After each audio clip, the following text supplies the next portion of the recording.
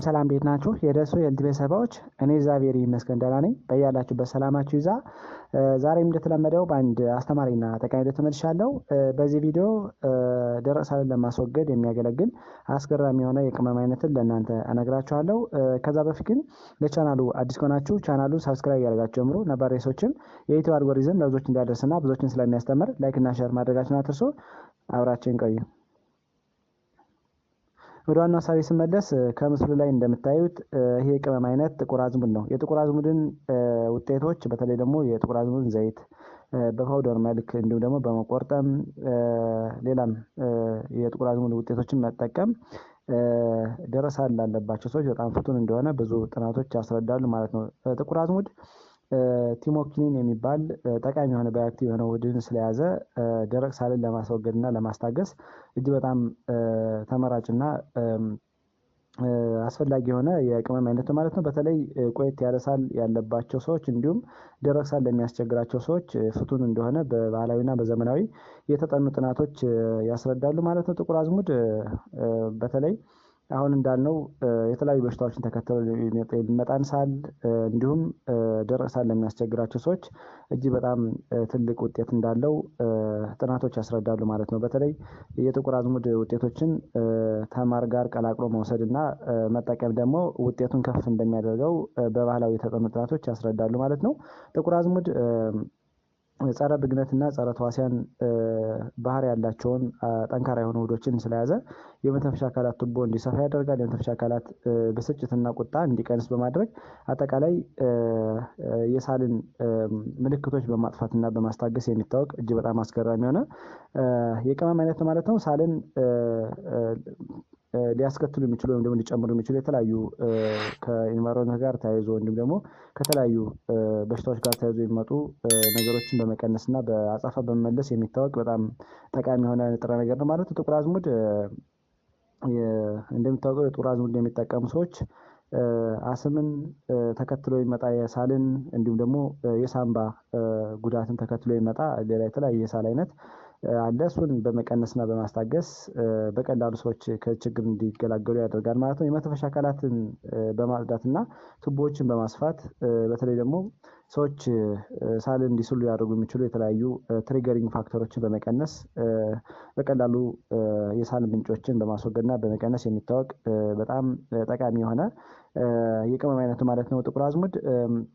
ስለዚህ ጥቁር አዝሙድን አዘውትሮ መውሰድ በተለይ ደግሞ አሁን እንዳልኳችሁ ቆየት ያለ ሳል ያለባቸው ሰዎች እንዲሁም ሳል ለሚያስቸግራቸው ሰዎች በጣም ፍቱን ነው ማለት ነው። ውጤቱ ጥሩ እንዲሆንና ውጤቱ የሰመረ እንዲሆን ደግሞ ብዙ ጊዜ የጥቁር አዝሙድ ውጤቶችን በተለይ የጥቁር አዝሙድ ዘይት በፓውደር መልክ ሊሆን ይችላል፣ በካፕሱል መልክ ሊሆን ይችላል፣ እንዲሁም ደግሞ በመቆርጠም ከማር ጋር ቀላቅለው ቢወስዱት የተሻለ ውጤት እንደሚያሳይ በባህላዊ የተጠኑ ጥናቶች ያስረዳሉ ማለት ነው።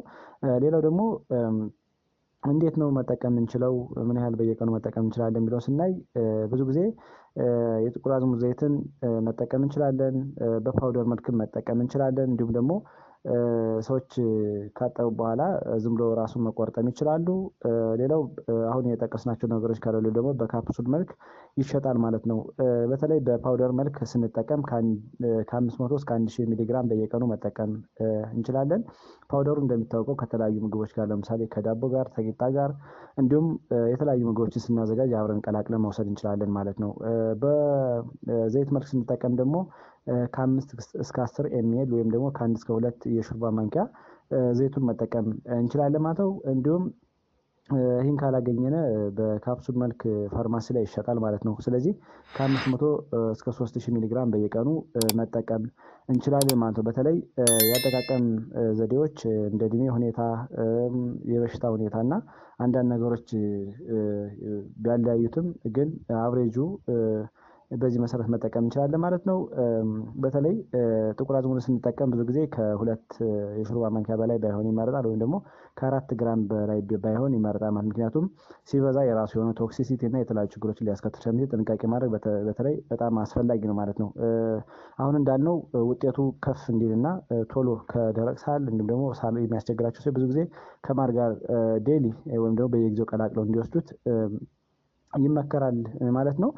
ከዚህ ጋር ተያይዞ መውሰድ የሌለባቸው ሰዎች ጥቁር አዝሙድን እነማን ናቸው የሚለውን ደግሞ አያይዤ ከዚህ ላይ ልንገራችሁ። በተለይ ነፍሰ ጡር እናቶች ብዙ ጊዜ ጥቁር አዝሙድን ከመጠን በላይ የሚጠቀሙት አይመከርም። አዘውትረው የሚጠቀሙት አይመከርም። ሲጠቀሙ አልፎ አልፎ እና በትንሹ መጠን እንዲጠቀሙ ይመከራል ማለት ነው። ምክንያቱም ከፍ አድርጎ ዶዙን መውሰድ የማህፀንን ጫፍ ስለሚያነቃቃ ያለ እድሜ ያለ ጊዜ መጠን ሊያበረታታ ስለሚችል እና አቦርሽን ሊያስከትል ስለሚችል ጥንቃቄ ማድረግ በጣም ተገቢ ነው ማለት ነው። ሌላው አንቲኮጉላንት የሚወስዱ ሰዎች ናቸው። ያ ማለት ለምሳሌ አስፕሪን፣ ሄፓሪን፣ ዋርፋሪን፣ ኢኖክሳፓሪን፣ ሪብሎግዛቫን የመሳሰሉ ለደም ማቅጠኛ ተብሎ የሚወስዱ መድኃኒቶች ለምሳሌ ግፊት ያለባቸው፣ ስትሮክ፣ የልብ ችግር እንዲሁም ከደም መርጋት ጋር ተያይዞ ችግር ያለባቸው ብዙ ጊዜ እነዚህ መድኃኒቶች ይወስዳሉ። ስለዚህ ጥቁር አዝሙድ ደግሞ ደምን የማቅጠን ባህሪ ስላለው እና ከአሁን ተጠቀስናቸው መድኃኒቶች ጋር ተዛማጅ የሆነ ሁኔታ ስላለው ብዙ ጊዜ ጥቁር አዝሙድን በምግባቸው አዘውትረው የሚጠቀሙና የሚያካቱ ከሆነ ጤና ባለሙያን ኮሚኒኬት ቢያደርጉ ይመከራል ማለት ነው። ሶስተኛ ሰርጀሪ የሚሰራላቸው ሰዎች ወይም ደግሞ ፕላን ያደረጉ ሰዎች ለምሳሌ የተለያየ የሰርጀሪ አይነት ሊያሰሩ ፕላን ያደረጉ ሰዎች ወይም ደግሞ ኢሌክቲቭ ኬዝ ያለባቸው ሰዎች ብዙ ጊዜ ጥቁር አዝሙድን ከ2 ሳምንት በፊት እንዲያቋርጡ ይመከራል። ምክንያቱም አንደኛ የመድማትን ተጋላጭነት ሊጨምር ይችላል። ሌላው የደም ውስጥ የስኳር መጠን ሊቀንስ ይችላል። እንዲሁም ደግሞ ሰዴቲቭ ኢፌክት ስላለው ወይም ደግሞ የማደንዘዝ አቅም ስላለው አሁን ያልናቸው ተደምረው ሰርጀሪ የሚሰራላቸው ሰው የተለያዩ ኮምፕሊኬሽን ሊገጥማቸው ስለሚችል ጥንቃቄ ማድረግ በጣም አስፈላጊ ነው ማለት ነው። ሌላው አራተኛው የስኳር በሽታ ያለባቸው ሰዎች ናቸው። በተለይ ጥቁር አዝሙድ እንደሚታወቀው በተፈጥሮው ስኳር የመቀነስ ወይም ደግሞ ደም ውስጥ ያለው የስኳር መጠን የመቀነስ ችሎታ አለው። ስለዚህ የደም ውስጥ የስኳር መጠን ስለሚቀንስ የስኳር በሽተኞች ወይም ደግሞ የስኳር መድኃኒት የሚወስዱ ሰዎች ብዙ ጊዜ ጥንቃቄ ማድረግ አለባቸው ተብሎ ይታሰባል። ሌላው እና አምስተኛው በተለይ የቆየት ያለ የኩላሊትና የጉበት ችግር ያለባቸው ሰዎችም አዘውትረው ጥቁር አዝሙድ እንዲጠቀሙት አይመከርም። እንደሚታወቀው ጥናቶች እንደሚያስረዱት በተለይ የጥቁር አዝሙድን ዘይትን እንዲሁም ሌሎችን መጠቀም በተለይ ቆየት ያለ የኩላሊትና የጉበት ችግር ያለባቸው ሰዎች ችግር ሊፈጥር ይችላል ተብሎ ስለሚታሰብ ጥንቃቄ ማድረግ አለባቸው ማለት ነው።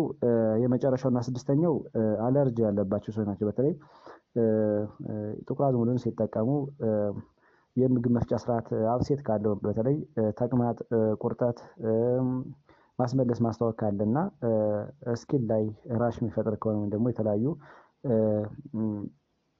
ስኪን ላይ የተለያዩ ምልክቶች የምናይ ከሆነ ማሳከክ አይነት ነገር ካለ እንዲሁ ደግሞ ለመተንፈስ መቸገርና የትንፋሽ መቆራረጥ ካለ ሁለተኛ ዙረው የጥቁር አዝሙድ ውጤቶችን እንዲጠቀሙ አይመከርም ማለት። ስለዚህ እንደነዚህ አይነት ችግር ያለባቸው ሰዎች ጥንቃቄ ማድረግ አለባቸው ማለት ነው። ዛሬ በዚህ ቪዲዮ ጥቁር አዝሙድ እንዴት ነው ደረሳልን የሚያስታግሰው የሚለውን ለእናንተ በደንብ አብራርቼ ነገርኳችሁ። እናንተም የተወሰነ ግንዛቤ አግኝታችኋል ብዬ አስባለሁ። ለሌሎች ድረስ ላይክ እና ሼር አድርጉት። ቀጣይ የምለቃቸው ቪዲዮዎች ለእናንተ እንዲደርሳችሁ የደወል ምልክቱን መጫን አትርሱ። አመሰግናለሁ።